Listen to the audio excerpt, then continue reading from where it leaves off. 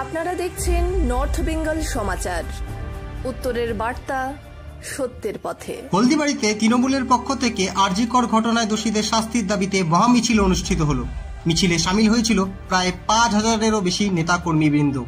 মিছিলে কর্মীদের সাথে পায়ে পা মিলিয়েছিলেন জেলা সভাপতি অভিজিৎ দে ভৌমিক, মেখলিগঞ্জের বিধায়ক পরেশচন্দ্র অধিকারী, ব্লক সভাপতি গোপাল চন্দ্র রায়, ত্রিস্তর পঞ্চায়েতের সদস্যা, শাখা সংগঠনের নেতৃত্ববৃন্দ, পৌরসভার চেয়ারম্যান, কাউন্সিলর সহ সর্বস্তরের নেতা নেত্রী ও কর্মীবৃন্দ। মিছিলের শেষে বিধায়ক পরেশচন্দ্র অধিকারীকে কিছু প্রশ্ন করা হলে তিনি বলেন, আমরা তো মহামিছিলের কথা বলেছি, মহামিছিল হলো এবং শহর পরিক্রমা করলো এবং এই মিছিল থেকে যে আওয়াজ উঠল আমরা আশা করি সেই আওয়াজ আমাদের যেখানে পৌঁছানো সেখানে পৌঁছাবে। আমরা তো দেখতে পেলাম এই মিছিলে অনেকজন লোক হয়েছে, আনুমানিক কতজন লোক হতে পারে আপনারা কি বলেন? এখানে ৫,০০০-এর উপর লোক। ৫,০০০-এর উপরে লোক হয়েছে।